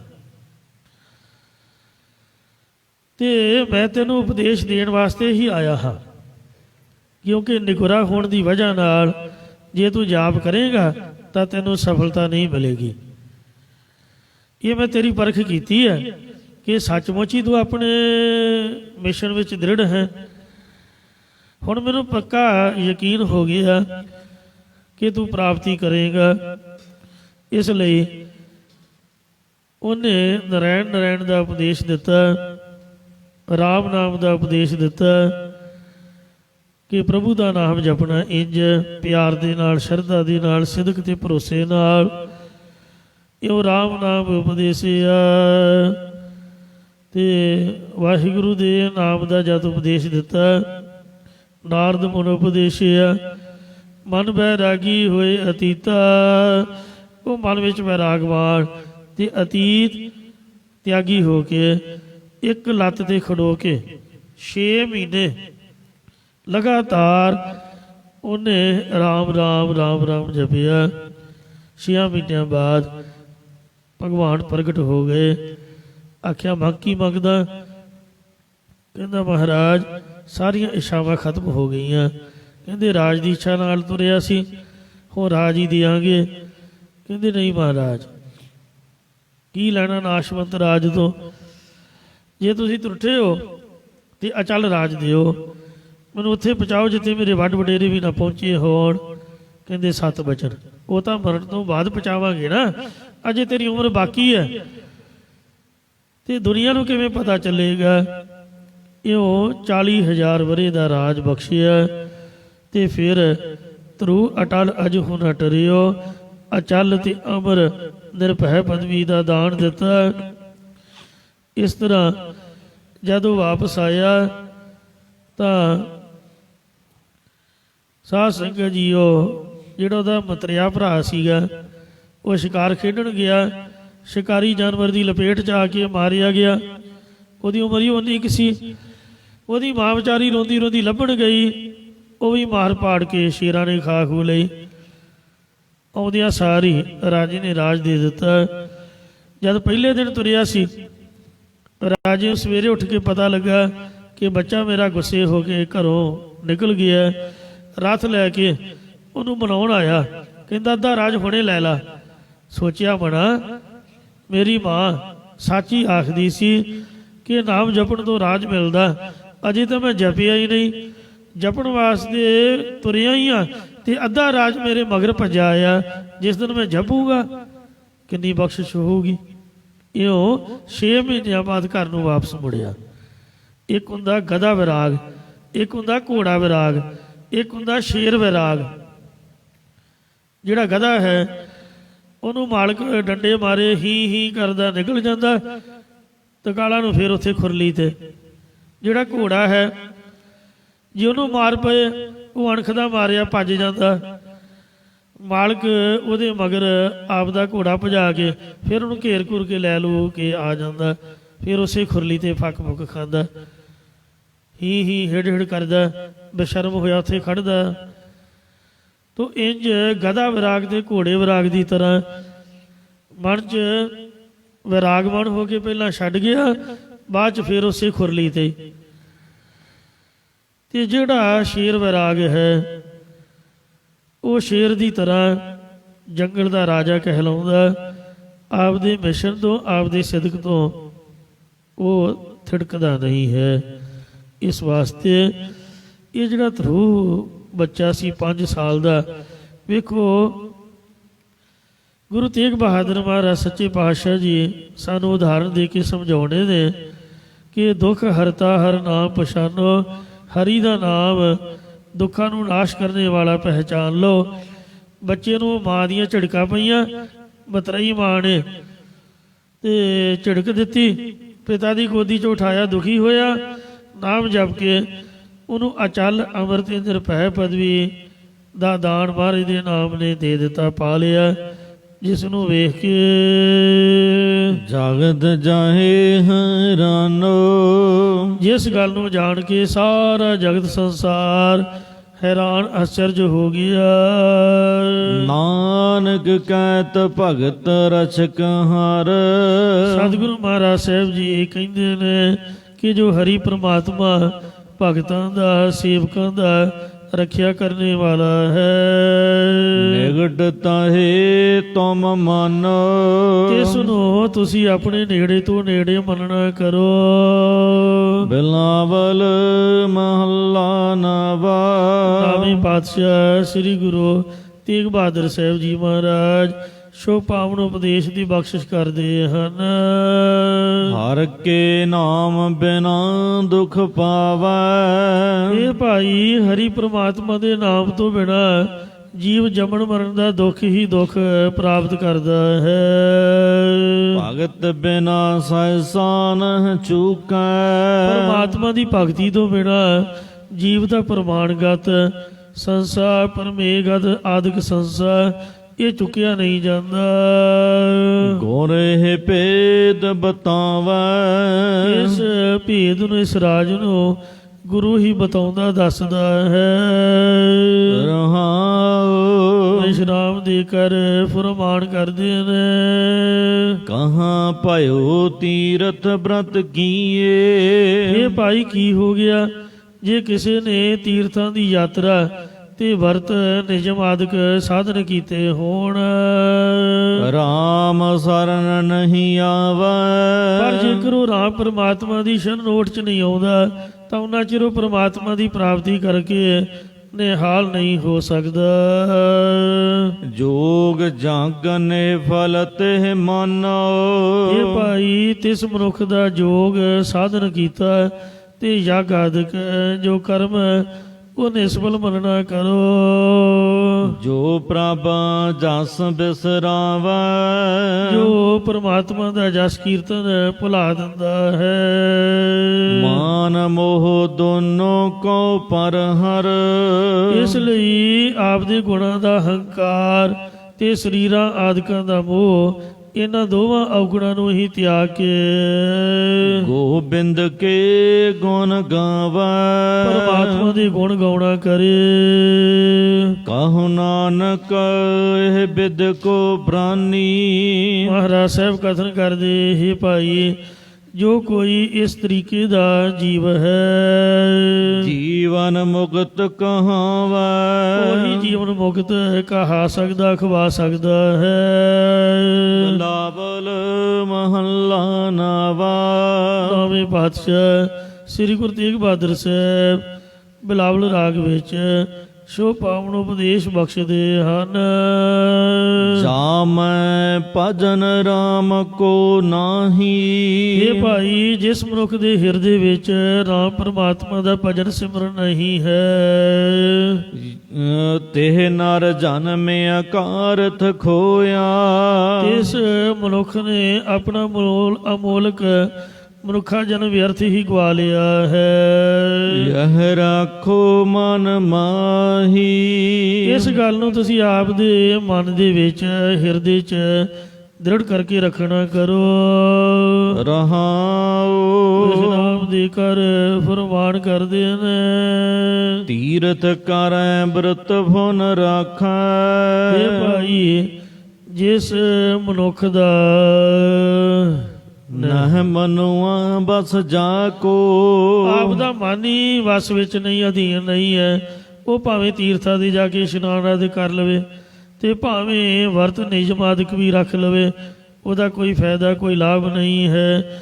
ਜੇ ਘਰ ਬੈਠਿਆਂ ਹੀ ਬੰਦਾ ਆਪਦਾ ਮਨ ਟਿਕਾ ਲਏ, ਗੁਰਦੁਆਰੇ ਤਾਂ ਆਈਦਾ ਹੈ ਕਿ ਇੱਥੇ ਮਨ ਟਿਕਾਉਣ ਦਾ ਸਾਧਨ ਸਭ ਤੋਂ ਉੱਤਮ ਗੁਰਬਾਣੀ ਚੱਲਦੀ ਹੁੰਦੀ ਹੈ। ਤੋਂ 5 ਮਿੰਟ 7 ਮਿੰਟ ਜੇ ਬਾਣੀ ਚਿੱਤ ਜੁੜ ਗਿਆ, ਮਨ ਟਿਕ ਗਿਆ, ਫਿਰ ਆਨੰਦ ਹੀ ਆਨੰਦ। ਤੇ ਉਹ ਮਹਾਰਾਜ ਤੇ ਇਹ ਵੀ ਆਂਦੇ ਨੇ ਕਿ ਹਿਰਦੈ ਨਾ ਵਸਾਇਓ, ਘਰ ਬੈਠੇ ਗੁਰੂ ਤੇ ਆਇਓ। ਗੁਰ ਪੂਰੇ ਸੱਚ ਕਹਿਆ, ਤਾਂ ਸੁਖ ਸਾਚਾ ਲਹਿਆ। ਤੇ ਜੇ ਮਨ ਨਹੀਂ ਟਿਕਾਓ ਦੇ ਵਿੱਚ, ਫਿਰ ਜਿੱਥੇ ਮਰਜ਼ੀ ਤੁਰਿਆ ਫਿਰੇ। ਵੇਖੋ ਪਰੂਰਵ ਰਾਜਾ, ਦੂਰਬਾ ਪਰੂਰੋ ਅੰਗਰੈ, ਗੁਰੂ ਨਾਨਕ ਜਸ ਗਾਇਓ। ਉਹ ਵੀ ਗੁਰੂ ਨਾਨਕ ਸਾਹਿਬ ਦਾ ਜਸ ਗਾਉਂਦਾ, ਆਪਦੇ ਘਰ ਬੈਠਾ ਰਾਜ ਕਰਦਾ, ਨਾਲੇ ਨਾਮ ਜਪਦਾ। ਕੋਈ ਸਾਧੂ ਆ ਕੇ ਕਹਿਣ ਲੱਗਾ, ਹੇ ਰਾਜਨ, ਤੈਨੂੰ ਚਾਹੀਦਾ ਕਿ ਤੂੰ ਤੀਰਥਾਂ ਦਾ ਇਸ਼ਨਾਨ ਕਰੇ। ਉਹਦੇ ਮਨ ਦਾ ਫੁਰਨਾ ਬਣ ਗਿਆ, ਇਹ ਗੱਲ ਤਾਂ ਸਹੀ ਹੈ, 68 ਤੀਰਥਾਂ ਤੇ ਨਹਾਉਣਾ ਚਾਹੀਦਾ। ਆਕਾਸ਼ਬਾਣੀ ਹੋਈ, ਹੇ ਰਾਜਨ, ਤੈਨੂੰ ਇਸ਼ਨਾਨ ਦੀ ਜ਼ਰੂਰਤ ਨਹੀਂ ਹੈ, ਕਿਉਂਕਿ ਅੰਤਰ ਮੈਲ ਜੇ ਤੀਰਥ ਨਾ ਆਵੇ, ਤਿਸ ਬੈਕੁੰਠ ਨਾ ਜਾਣਾ। ਜਿਹਦੇ ਅੰਦਰ ਮੈਲ ਹੈ ਤੇ ਤੀਰਥਾਂ ਦੇ ਇਸ਼ਨਾਨ ਕਰਨ ਦਾ ਕੀ ਲਾਭ ਹੈ? ਉਹਨੇ ਬੈਕੁੰਠ ਨੂੰ ਤਾਂ ਨਹੀਂ ਚਲੇ ਜਾਣਾ ਨਹਾਉਣ ਦੇ ਨਾਲ। ਤੇ ਜਿਹਦਾ ਮਨ ਸਾਫ਼ ਹੈ, ਸਾਧ ਭਲੇ ਅਨਹਾਤੇ ਆ, ਚੋਰ ਸੇ ਚੋਰਾ ਚੋਰੋਂ, ਨਹਾਉਣ ਤੋਂ ਬਗੈਰ ਚੰਗੇ ਨੇ। ਤੂੰ ਨਾਮ ਜਪਦਾ ਹੈ, ਤੈਨੂੰ ਕਿਤੇ ਜਾਣ ਦੀ ਲੋੜ ਨਹੀਂ ਹੈ। ਕਹਿੰਦਾ ਜੀ ਨਹੀਂ, ਸਾਧੂ ਨੇ ਆਖਿਆ ਹੈ ਕਿ ਤੀਰਥ ਇਸ਼ਨਾਨ ਕਰਨਾ ਚਾਹੀਦਾ। ਕਹਿੰਦੇ ਚੰਗਾ, ਜੇ ਤੇਰੇ ਮਨ ਦਾ ਫੁਰਨਾ ਬਣ ਹੀ ਗਿਆ ਤੇ ਤੈਨੂੰ ਮੈਂ ਘਰ ਬੈਠੇ ਇਸ਼ਨਾਨ ਕਰਾ ਦਿੰਦਾ। 68 ਤੀਰਥ ਉੱਥੇ ਹਾਜ਼ਰ ਕਰ ਦਿੱਤੇ ਵਾਹਿਗੁਰੂ ਨੇ। ਗੱਜ ਕੇ ਆਖੋ ਸਤਿਨਾਮ ਸ੍ਰੀ ਵਾਹਿਗੁਰੂ। ਵਾਹਿਗੁਰੂ ਕਹਿਣ ਦੇ ਨਾਲ, ਸੁਣਨ ਦੇ ਨਾਲ, ਸੁਣਿਆ 68 ਕਾ ਇਸ਼ਨਾਨ, 68 ਤੀਰਥਾਂ ਦੇ ਇਸ਼ਨਾਨ ਦਾ ਫਲ ਘਰ ਬੈਠੇ ਹੀ ਪ੍ਰਾਪਤ ਹੋ ਜਾਂਦਾ। ਆਪ ਕਥਾ ਸੁਣਦੇ ਹੋ, ਕੀਰਤਨ ਸੁਣਦੇ ਹੋ, ਗੁਰਬਾਣੀ ਸੁਣਦੇ ਹੋ। ਸਤਿਗੁਰੂ ਪੰਜਵੇਂ ਪਾਤਸ਼ਾਹ ਫਰਮਾਉਂਦੇ ਨੇ, ਮਾਘ ਮੰਜਨ ਸੰਗ ਸਾਧੂਆਂ, ਧੂੜੀ ਕਰ ਇਸ਼ਨਾਨ, ਹਰ ਕਾ ਨਾਮ ਧਿਆਏ ਸੁਣ, ਸਭਨਾਂ ਨੂੰ ਕਰਦਾਨ। ਜਨਮ ਕਰਮ ਮਲ ਉਤਰੈ, ਮਨ ਤੇ ਜਾਏ ਗੁਮਾਨ, ਕਾਮ ਕ੍ਰੋਧ ਨਾ ਮੋਹੀਐ, ਬਿਨ ਸੈ ਲੋਭ ਸੁਆਣ। ਤੀਰਥ ਇਸ਼ਨਾਨ ਕਰਨ ਤੋਂ ਜੇ ਇੱਕ ਅੱਧਾ ਪਾਪ ਲੈ ਵੀ ਗਿਆ, ਕਾਮ ਕ੍ਰੋਧ ਤਾਂ ਨਹੀਂ ਜਾਣਗੇ, ਪਰ ਨਾਮ ਜਪਣ ਦੇ ਨਾਲ ਕਾਮ ਆਦਿਕ ਦੀ ਮੈਲ ਵੀ ਚਲੀ ਜਾਂਦੀ ਹੈ। ਤੋ ਇੰਜ ਜਿਹਦਾ ਮਨ ਆਪਦੇ ਵੱਸ ਵਿੱਚ ਨਹੀਂ, ਉਹ ਭਾਵੇਂ ਤੀਰਥਾਂ 'ਤੇ ਤੁਰਿਆ ਫਿਰੇ, ਭਾਵੇਂ ਵਰਤ ਰੱਖੇ, ਕੋਈ ਉਹਦਾ ਲਾਭ ਨਹੀਂ ਹੈ। ਨਿਵਲ ਧਰਮ ਤਾਹੇ ਤੁਮ ਮੰਨਹੁ। ਇਹ ਭਾਈ ਉਹਦਾ ਜਿਹੜਾ ਧਰਮ ਹੈ, ਪੁੰਨ ਦਾ ਅਨਾਦ ਕੀਤਾ, ਧਰਮ ਧਾਰਿਆ ਹੋਇਆ, ਤੁਸੀਂ ਵਿਅਰਥ ਹੀ ਮੰਨਣਾ ਕਰੋ। ਸਾਚ ਕਹਿਤ ਮੈਂ ਜਾਂ ਕਉ। ਸ੍ਰੀ ਗੁਰੂ ਤੇਗ ਬਹਾਦਰ ਜੀ ਕਹਿੰਦੇ, ਅਸੀਂ ਉਸ ਨੂੰ ਵੀ ਸੱਚੀ ਗੱਲ ਕਹਿ ਰਹੇ ਹਾਂ। ਵੇਖੋ, ਜਿਹੜੇ ਅੰਮ੍ਰਿਤਸਰ ਦੇ ਮਸੰਦ ਸੀਗੇ, ਉਹ ਤੀਰਥ ਤੇ ਰਹਿੰਦੇ ਸੀ। ਅੰਮ੍ਰਿਤਸਰ ਸਰੋਵਰ ਵਰਗਾ ਤੀਰਥ ਕੋਈ ਹੈ ਜੋ ਸਾਹਿਬਾਂ ਨੇ ਆਪ ਆਖਿਆ, ਡਿੱਠੇ ਸਭੇ ਥਾਵ ਨਹੀਂ ਤੁਧ ਜਿਹੇ। ਪਰ ਉਹਨਾਂ ਨੂੰ ਮਹਾਰਾਜ ਨੇ ਅੰਮ੍ਰਿਤਸਰੀਏ ਨਹਿ ਮਸਾਂਦੇ ਅੰਮ੍ਰਿਤਸਰੀਏ, ਤ੍ਰਿਸ਼ਨਾ ਗਣ ਕੇ ਅੰਦਰ ਸੜੀਏ ਛੱਡਦੇ ਕਿਹਾ ਹੈ। ਗੁਰੂ ਤੇਗ ਬਹਾਦਰ ਦੇ ਇਤਿਹਾਸਕ ਬਚਨ ਨੇ। ਜਦ ਮਹਾਰਾਜ ਦਰਸ਼ਨ ਕਰਨ ਆਏ, ਮੱਥਾ ਟੇਕਣ ਆਏ, ਉਹਦੇ ਮਨ 'ਚ ਭੁਲੇਖਾ ਪੈ ਗਿਆ ਕਿ ਗੁਰੂ ਜੀ ਚੜਾਵਾ ਚੁੱਕਣਗੇ, ਕਿਉਂਕਿ ਮਸੰਦਾਂ ਦਾ ਧਿਆਨ ਹੀ ਚੜਾਵੇ 'ਚ ਹੁੰਦਾ। ਚੰਗਾ ਭਲਾ ਗੁਜ਼ਾਰਾ ਚੱਲਿਆ। ਪ੍ਰਿਥੀ ਦੇ ਚੇਲੇ ਸੀਗੇ ਉਹ ਸਾਰੇ, ਧੀਰ ਮੱਲੀਏ, ਤੇ ਕਹਿਣ ਲੱਗੇ ਵੀ ਕਿਤੇ ਕਬਜ਼ਾ ਹੀ ਨਾ ਕਰ ਲੈਣ। ਉਹਨਾਂ ਗੇਟ ਬੰਦ ਕਰਕੇ ਕੀਰਤਨ ਬੰਦ ਕਰਤਾ, ਆਪ ਉਹ ਆਪਣੇ ਘਰਾਂ ਨੂੰ ਚਲੇ ਗਏ। ਤੇ ਮਹਾਰਾਜ ਨੇ ਇਸ਼ਨਾਨ ਕੀਤਾ, ਸਰੋਵਰ ਦੀਆਂ ਪਰਿਕਰਮਾ ਕੀਤੀਆਂ। ਤੇ ਜਿੱਥੇ ਗੁਰਦੁਆਰਾ ਥੜਾ ਸਾਹਿਬ ਹੈ, ਸਰੋਵਰ ਦੇ ਇੱਕ ਪਾਸੇ ਹੋ ਕੇ ਉੱਚੀ ਜਗ੍ਹਾ ਤੇ ਦਰਖਤ ਸੀਗਾ, ਉੱਥੇ ਚੌਕੜਾ ਮਾਰ ਕੇ ਬੈਠ ਗਏ। ਕਹਿੰਦੇ ਭਾਈ ਵਾਜੇ ਨਹੀਂ ਵੱਜਦੇ, ਗੇਟ ਬੰਦ ਹਨ, ਕੀ ਹੋ ਗਿਆ? ਕਹਿੰਦੇ ਮਸੰਦ ਆਪ ਤੋਂ ਡਰ ਗਏ ਨੇ। ਮਹਾਰਾਜ ਕਹਿੰਦੇ ਵੀ ਆਪਾਂ ਤਾਂ ਧੀਰਮੱਲ ਦੀ ਜਗ੍ਹਾ ਛੱਡੀ, ਵੇਖੋ ਬਾਬਾ ਬਕਾਲਾ, ਕਿ ਆਪ ਦੀ ਪੂਜਾ ਕਰਾਏ। ਇੱਥੇ ਤਾਂ ਦਰਸ਼ਨ ਕਰਨ ਆਏ ਸੀ, ਇੱਥੇ ਕੋਈ ਰਹਿਣ ਨਹੀਂ ਸੀ ਆਏ। ਚਲੋ ਕੋਈ ਗੱਲ ਨਹੀਂ। ਇਸ ਤਰ੍ਹਾਂ ਬਾਹਰ ਬਹਿ ਕੇ ਮਹਾਰਾਜ ਮੁੜ ਕੇ, ਵੇਖੋ ਜਿਹਦਾ ਗੁਰਦੁਆਰਾ ਉਹਨੂੰ ਹੀ ਨਹੀਂ ਅੰਦਰ ਵੜਨ ਦਿੱਤਾ। ਕਾਹ ਤੋਂ? ਮਹਾਰਾਜ ਦੀ ਮਾਇਆ ਵੀ ਮਹਾਰਾਜ ਨਾ ਕਿਤੇ ਲੈ ਜਾਣ। ਇਸ ਤਰ੍ਹਾਂ ਦੇ ਜਿਹੜੇ ਲੋਕ ਨੇ, ਦੱਸੋ ਕੀ ਖੱਟਣਗੇ? ਕਿਆ ਤਾਂ ਖੱਟਿਆ ਕਹਾਂ ਗਵਾਇਆ, ਜਿਹਦਾ ਧਿਆਨ ਹੀ ਪੈਸੇ ਵੱਲ। ਇਸ ਲਈ ਮਹਾਰਾਜ ਕਹਿੰਦੇ ਭਾਵੇਂ ਉਹ ਮੇਢਕ ਨਹਾਵੇ, ਡੱਡੂ ਵੀ ਤਾਂ ਰੋਜ਼ ਹੀ ਨਹਾਉਂਦਾ ਹੈ, ਪਾਣੀ ਦੇ ਵਿੱਚ ਹੀ ਉਹ ਰਹਿੰਦਾ ਹੈ। ਤੋ ਇਸ ਤਰ੍ਹਾਂ ਜੇ ਜਲ 'ਚ ਰੋਜ਼ ਹੀ ਨਹਾਉਂਦਾ ਰਹੇ ਤੇ ਰਾਮ ਰਾਮ ਕਰਦਾ ਰਹੇ ਤੇ ਮਨ ਸਾਫ਼ ਹੀ ਨਹੀਂ ਕੀਤਾ, ਧਿਆਨ ਰੱਬ ਦੇ ਨਾਮ 'ਚ ਲਾਇਆ ਹੀ ਨਹੀਂ, ਉਹਦਾ ਕੋਈ ਫਾਇਦਾ ਨਹੀਂ ਹੈ ਤੀਰਥ 'ਤੇ ਰਹਿਣ ਦਾ। ਕਬੀਰ ਕਹਿੰਦਾ ਭਾਵੇਂ ਆਪਦੀ ਕੋਠੀ ਸਰੋਵਰ ਦੇ ਕੰਢੇ ਪਾ ਲਓ, ਘਰ ਬਿਲਕੁਲ ਨਾਲ ਹੀ ਕਰ ਲਓ, ਤੇ ਪਰ ਜੇ ਲਾਭ ਨਹੀਂ ਲੈਣਾ ਹੈ ਫਿਰ ਕੋਈ ਫਾਇਦਾ ਨਹੀਂ। ਕਬੀਰ ਗੰਗਾ ਤੀਰ ਜੋ ਘਰ ਕਰੇ, ਭਾਵੇਂ ਗੰਗਾ ਦੇ ਕੰਢੇ ਤੇ ਆਪ ਦਾ ਘਰ ਬਣਾ ਲਓ ਤੇ ਪੀਵੇ ਨਿਰਮਲ ਨੀਰ।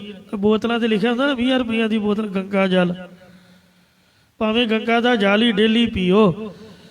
ਪੀਵੇ ਨਿਰਮਲ ਨੀਰ, ਬਿਨ ਹਰ ਭਗਤ ਨਾ ਮੁਕਤ ਹੋਏ, ਇਹ ਕਹਿ ਰਵੇਂ ਕਬੀਰ। ਉਚਾਰਨ ਕਰੋ ਸਤਨਾਮ ਸ੍ਰੀ ਵਾਹਿਗੁਰੂ। ਜੇ ਭਗਤੀ ਕਰਕੇ ਮਨ ਨਹੀਂ ਟਿਕਾਉਣਾ ਤਾਂ ਫਿਰ ਕੋਈ ਲਾਭ ਨਹੀਂ ਹੈ। ਭਾਵੇਂ ਵਰਤ ਰੱਖ ਲੈ, ਭਾਵੇਂ ਤੀਰਥਾਂ 'ਤੇ ਜਾ ਲੈ, ਤੇ ਜੇ ਮਨ ਵਸ ਵਿੱਚ ਨਹੀਂ ਹੈ, ਮਨ ਵਸੀ ਆਵੇ ਨਾਨਕਾ ਜੇ ਪੂਰਨ ਕਿਰਪਾ ਹੋਏ। ਇਸ ਲਈ ਤੀਰਥ ਨਾਵਣ ਜਾਓ, ਤੀਰਥ ਨਾਮ ਹੈ, ਤੀਰਥ ਸ਼ਬਦ ਵਿਚਾਰ ਅੰਤਰ ਗਿਆਨ ਹੈ। ਉਹਦਾ ਧਰਮ ਧਾਰਿਆ, ਭਾਵੇਂ ਉਹ ਸਿੱਖ ਹੈ, ਭਾਵੇਂ ਹਿੰਦੂ ਹੈ, ਤੇ ਭਾਵੇਂ ਮੁਸਲਮਾਨ ਹੈ। ਨਿਫਲ ਧਰਮ ਤਾਹੇ ਤੋਂ ਮਾਨੋ, ਉਹਦਾ ਧਰਮ ਧਾਰਿਆ, ਨਿਸਫਲ ਮੰਨਣਾ ਕਰੋ। ਦਾਨ ਪੁੰਨ ਕੀਤਾ ਸਭ ਅਰਥ ਹੈ, ਤੀਰਥ ਵਰਤ ਅਰਦਾਨ ਕਰ, ਮਨ ਮੈਂ ਤਰੈ ਗੁਮਾਨ, ਨਾਨਕ ਨਿਫਲ ਜਾਤ ਤੇ ਜਿਉ ਕੁੰਚਰ ਇਸਨਾਨ। 19 ਤਰੀਕ ਨੂੰ ਸ੍ਰੀ ਗੁਰੂ ਤੇਗ ਬਹਾਦਰ ਮਹਾਰਾਜ ਦਾ ਸ਼ਹੀਦੀ ਦਿਹਾੜਾ ਲੰਘ ਕੇ ਗਿਆ। ਗੁਰੂ ਸਾਹਿਬ ਨੇ ਅੰਮ੍ਰਿਤਸਰ ਸ਼ਹਿਰ ਛੱਡ ਦਿੱਤਾ। ਆਖਿਆ ਕਿਤੇ ਉਹਨਾਂ ਨੂੰ ਭਰਮ ਹੀ ਨਾ ਪੈ ਜਾਏ ਵੀ ਥੜੇ ਤੇ ਵੀ ਬੈਠੇ ਕਿਤੇ ਸੰਗਤਾਂ ਨਾਲ ਜੋੜ ਲੈਣ। ਸ਼ਹਿਰ ਛੱਡ ਕੇ ਹੀ ਚਲੇ ਗਏ। ਸੋ ਗੁਰੂ ਸਾਹਿਬ ਦਾ ਸੁਭਾਅ ਸੀਗਾ ਕਿੱਥੇ? ਬੱਲੇ ਵੇਰ ਕੇ। ਅਜੇ ਵੀ ਉਹ ਬਾਰ-ਬਾਰ ਪੈਂਦਾ ਹੈ ਬੱਲਾ ਸਾਹਿਬ, ਜਿੱਥੇ ਮਹਾਰਾਜ ਦਾ ਸਥਾਨ ਹੈ। ਫਿਰ ਮਾਈਆਂ ਨੂੰ ਪਤਾ ਲੱਗਾ, ਉਹਨਾਂ ਰੋਟੀਆਂ ਪਕਾਈਆਂ, ਦਹੀਂ ਰਿੜਕਿਆ, ਲੱਸੀ ਬਣਾਈ, ਦੁੱਧ ਲਿਆ, ਸਿਰ 'ਤੇ ਚੁੱਕੇ ਟੋਕਰੇ, ਤੇ ਨੰਗੇ ਪੈਰੀ ਵੀ ਗੁਰੂ ਸਾਹਿਬ ਨਾਰਾਜ਼ ਹੋ ਗਏ। ਜਾ ਕੇ ਮਹਾਰਾਜ ਨੂੰ ਮੱਥਾ ਟੇਕਿਆ, ਪੈਰ ਘੁੱਟੇ, ਗੁਰੂ ਸਾਹਿਬ ਸਾਨੂੰ ਬਖਸ਼ ਲਓ ਵੀ ਉਹ ਤਾਂ ਮਸੰਦ ਸੀਗੇ, ਆਪਾਂ ਉਹਨਾਂ ਦੇ ਨਾਲ ਦੇ ਨਹੀਂ ਹਾਂ, ਆਪਾਂ ਤਾਂ ਬਾਲ ਬੱਚੇ ਪਾਲਣ ਵਾਲੇ ਗ੍ਰਸਤੀ ਬੰਦੇ ਆ, ਆਪਾਂ ਤਾਂ ਆਪਦੇ ਚਰਨਾਂ ਦੇ ਸ਼ਰਧਾਲੂ ਆ, ਸਾਨੂੰ ਕਿਤੇ ਸ਼ਰਾਬ ਨਾ ਦੇ ਜਾਓ। ਤਾਂ ਮਹਾਰਾਜ ਕਿਹਾ ਮਾਈਆਂ ਰੱਬ ਰਜਾਈਆਂ। ਸੋ ਇਹ ਜਿਹੜਾ ਸ਼ਰਾਬ ਕੇਵਲ ਮਸੰਦਾਂ ਨੂੰ, ਮਾਇਆ ਦੇ ਲਾਲਚੀਆਂ ਨੂੰ ਹੋਇਆ। ਅੱਜ ਵੀ ਜਦ ਵੱਲੇ ਵੇਰਕੇ ਦਾ ਜੋੜ ਮੇਲਾ ਆਉਂਦਾ ਤੇ ਸਾਰਾ ਅੰਮ੍ਰਿਤਸਰ ਉਹ ਟੈਂਪੂ ਕੀ, ਟਰੈਕਟਰ ਕੀ, ਰੇੜਾ ਘੋੜਾ ਕੀ, ਪੈਦਲ ਤੁਰਨ ਵਾਲੇ ਕੀ, ਰਾਹ ਪੁੱਟ ਛੱਡਦੇ। ਔਰ ਇੰਨੀ ਭੀੜ ਹੋ ਜਾਂਦੀ ਪਿੰਡ ਦੇ ਵਿੱਚ, ਲੋਕ ਘਰਾਂ ਤੋਂ ਬਾਹਰ ਨਿਕਲਣਾ ਔਖਾ ਮੰਨਦੇ, ਗਲੀਆਂ ਬਾਜ਼ਾਰ ਭਰ ਜਾਂਦੇ, ਸਾਰਾ ਅੰਮ੍ਰਿਤਸਰ ਉੱਥੇ ਢੁੱਕਦਾ ਗੁਰੂ ਤੇਗ ਬਹਾਦਰ ਦੇ ਕੋਲੋਂ ਆਪਣਾ ਬਖਸ਼ਾਉਣ ਵਾਸਤੇ। ਅੱਜ ਵੀ ਸੰਗਤਾਂ ਉੱਥੇ ਵੱਲੇ ਦਰਸ਼ਨ ਕਰਦੀਆਂ ਨੇ। ਤੋ ਇੰਜ ਮਹਾਰਾਜ ਕਹਿੰਦੇ ਨੇ, ਮੈਂ ਸੱਚੀ ਗੱਲ ਕਹਿ ਦਿੱਤੀ ਆ, ਸਾਜ ਕਹਿਤ ਮੈਂ ਯਾਕੋ। ਤੇ ਕਈ ਉਹਨਾਂ ਨੂੰ ਹੈ ਜਿਹੜੇ ਲਾਲਚੀ ਬੰਦੇ ਨੇ, ਭਾਵੇਂ ਕੋਈ ਗੁੱਸਾ ਮੰਨੇ ਤੇ ਭਾਵੇਂ ਰਾਜੀ ਮੰਨੇ, ਆਪਾਂ ਤਾਂ ਸੱਚ ਕਹਿ ਦਿੱਤਾ ਹੈ। ਜਾਂ ਸਿਪਾਹਨ ਜਲ ਮਹਿ ਰਾਖਿਓ, ਜਿਵੇਂ ਪੱਥਰ ਨੂੰ ਪਾਣੀ ਦੇ ਵਿੱਚ ਭਾਵੇਂ ਲੱਖਾਂ ਸਾਲ ਕੋਈ ਰੱਖ ਕੇ ਰੱਖੇ, ਭੇਦੈ ਨਾਹਿ ਤਿਹ ਪਾਨੀ। ਜੇ ਹਥੌੜਾ ਮਾਰੋਗੇ ਤਾਂ ਉਹਦੇ ਵਿੱਚੋਂ ਅੱਗ ਹੀ ਨਿਕਲੇਗੀ। ਜਿਹੜਾ ਪਾਣੀ ਹੈ ਉਹ ਪੱਥਰ ਨੂੰ ਵਿੰਨ੍ਹਦਾ ਨਹੀਂ ਹੈ, ਉਹਦੇ ਅੰਦਰ ਪ੍ਰਵੇਸ਼ ਨਹੀਂ ਹੁੰਦਾ ਹੈ। ਤੈਸੇ ਤੁਮ ਤਾਹੇ ਪਛਾਨੋ। ਇਹ ਭਾਈ ਉਸੇ ਤਰ੍ਹਾਂ ਤੁਸੀਂ ਉਸ ਮਨੁੱਖ ਨੂੰ ਪਹਿਚਾਨਣਾ ਕਰੋ। ਭਗਤ ਹੀਨ ਜੋ ਪ੍ਰਾਨੀ। ਜਿਹੜਾ ਪ੍ਰਾਣੀ ਭਗਤੀ ਤੋਂ ਰਹਿਤ ਹੈ। कबीर साकत ऐसा है जैसी लसन की खान, कोने बैठे खाइए प्रगट होए निदान। तो साकत पुरुष की संगत तो कबीर जी ने रोकी है। कबीर साकत संग न कीजिए, दूरे जाइए भाग, बासन कारो परसी है तो कश लागे दाग। क्योंकि साकत बंदे का मन कठोर पत्थर है, रब दे प्रेम रूपी जल नाल नहीं भेजदा है। कल मैं मुक्त नाम ते पावता। फिर उच्चारण करो सतनाम श्री वाहिगुरु। इस कलयुग दे विच जीव परमात्मा दे नाम तो ही कल्याण मुक्ति पा सकता है। गुर यह भेद बतावा। ये जिहड़ा भेद राज है ये भी गुरु ही बताउंदा है, दसदा है। कहो नानक सोई नर गरुआ। सतगुरु महाराज फरमाउंदे हे भाई ओही मनुख भारी वड्डा है जो प्रभ के गुण गावे। जो परमात्मा दे गुण गाउणा करदा है। कौन वड्डा दसो? तुसी कहोगे मायाधारी, जिहदे कोल पैसा उही वड्डा। जिथे मर्जी डोनेशन दिओ ते तुसी सोसाइटी दे मैंबर बन जाओ। आ ट्रस्ट इसे करके लोग खोलते हैं। आपदे मामे चाचे ताए पा के 5-7 लाख रुपये का अकाउंट खिला के चलो मेरे भाई मुड़ के लुट्टी जाना दुनिया को। कोई अकैडमी बना के लुट्टी जाता, कोई लैबोरेटरी बना के लुट्टी जाता, तो कोई पिंगलवाड़े खोले, किसी यतीम खाना मैनू माफ़ करना। है सब लोटू टोला। तो इतों तक भी लंगरां दे विच भी बड़ा घपला हुंदा जे। ये थोड़ो किसी ने हिसाब देना। किसी ने समागम भी कराया, उहदे च भी बड़ा कुछ है। मतलब आपदे सहमति वाले बंदे पा लैने, गराई गुराई करके ते चलो मेरे भाई चढ़दी कला। धर्म के नाम ते लोग रब के नाम ते भी नहीं दुनिया बख्शदे। पातशाह जी कहते ने कौन वड्डा माया वड्याई। दुनिया की निगाह च मायाधारी वड्डा है, पर साडी निगाह च जे तुसीं पुछो तां सो वड्डा जिन राम लिव लाई। फिर कह दो गज के सतनाम श्री वाहिगुरु। जिहड़ा वाहिगुरु दे गुण गाउंदा है उही साध संगत जीओ इस संसार दे विच वड्डा है। बाबा जोरावर सिंह, बाबा फतेह सिंह। ऐतवार 13 पोह का शहीदी दिहाड़ा आ रहा है। कल 8 पोह लंघ के गई है। वड्डे साहिबजादे बाबा अजीत सिंह, बाबा जुझार सिंह है तो बच्चे ही सीगे, पर वो वड्डे ने क्योंकि वाहिगुरु के गुण गाउंदे आ सारे लोभ लालच नूं त्याग के केवल प्रभु नूं समर्पित होए।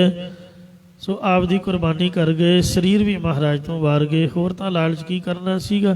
सतगुरु सच्चे पातशाह रहमत बख्शिश करन। ये उपदेश साढ़े मना ते असर करे। भुला चुका क्षमा करो कि तो समत बख्शो जी। कल मैं मुक्त नाम ते पावता। गुर यह भेद बतावे। कहो नानक सोई नर गरुआ। जो प्रभ के गुण गावे। वाहिगुरु जी का खालसा, वाहिगुरु जी की फतेह। राम कली महला तीजा। आनंद को अंकार सतगुरु प्रसाद। आनंद भया मेरी माए सतगुरु मैं पाया। सतगुरु तो पाया सहज सेती मन वजिया। ਵਧਾਈਆਂ राग रतन परवार भरिया सब ਗਵਣ ਆਈਆਂ। शब्दो तंगावो हरि के रमन। ਜਿਨੀ ਵਸਾਇਆ। कह नानक आनंद हुआ सतगुरु मैं पाया। ਏ ਮਨ ਮੇਰਿਆ ਤੂੰ ਸਦਾ ਰਹੋ ਹਰ ਨਾਲ। हर नाल रहो तू मन सार